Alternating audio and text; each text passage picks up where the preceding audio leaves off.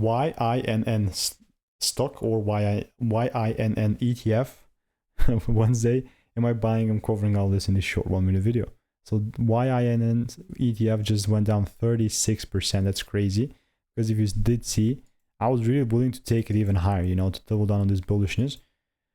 The nature of that point was a double break and we never got it. And what can I also say right now is that that's fine. You know, I mean, it's part of the game. Sometimes the price is not going to give you the rules. Bi-directional bias and everything, that was definitely wrong. But you have to understand this is still a decent demand area.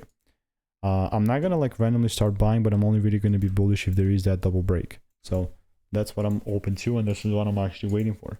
So I'm just going to do this. Confirmation, I'm waiting. If you want to learn the strategy, you want to make more money by taking less trades, click the first link in the description, and I will see you in the next one. Goodbye and enjoy.